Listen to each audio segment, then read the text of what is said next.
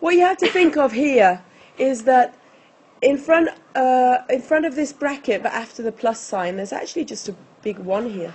Plus 1 multiplied by. So what you've got is it equals 3a, you don't do anything with that. And then you have to think, plus 1 multiplied by 2a, what would that give me? It would give me plus 2a.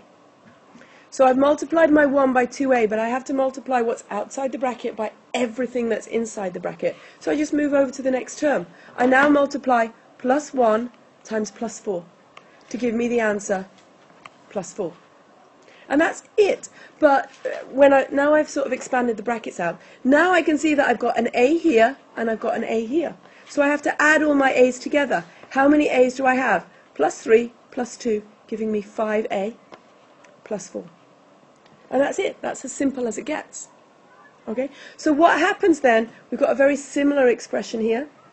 If we rub this out, and we say that we have instead a minus sign in front of the brackets.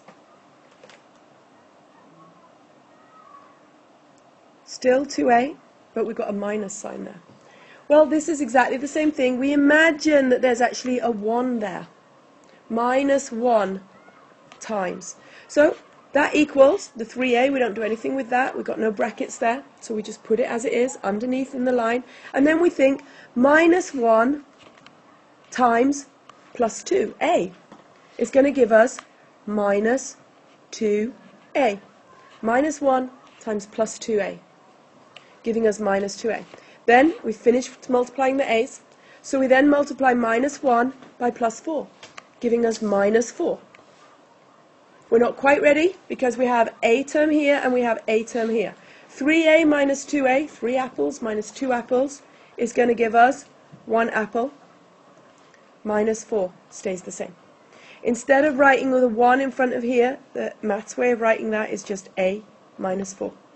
And that's as simple as it can get. Okay? So don't worry when there's no number in front of the brackets, just put an imaginary 1 there yourselves.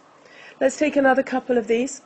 We have 5a minus brackets b minus 3a. Well, we think of it as being an imaginary 1 there. This equals 5a. We multiply minus 1 times plus b, giving us minus 1b, which we write as minus b. Then we get minus 1 times minus 3a. Minus times a minus is going to be a plus. 1 times 3a is going to be 3a. And now we can simplify that. We have a's here and a's here. 5 apples plus 3 apples is 8 apples, or 8a minus b. And that's as simple as it gets. Okay? So that is the most simplified form of that equation. And if you look here, 8a minus b is a lot simpler than writing 5a minus 1 times bracket b minus 3a. Is it not? It's really easy to work out the answer. If I tell you a equals 3 and b equals 2, which place would you prefer to put the numbers in to get the right answer? This original expression here, number 1, or number 2? I would much prefer to do it in number 2, because here I can just put in 8 times 3 minus b, which I know is 2. 8, 16, 24 minus 2 equals 22.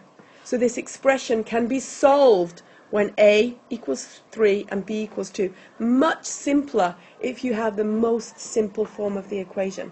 Putting 3 and 2 back up here and then simplifying it, you've got a risk of making silly mistakes there because you've got loads of minuses, you've got brackets, so it's much easier to be able to simplify the equation, and that's why it's important in algebra to be able to simplify equations.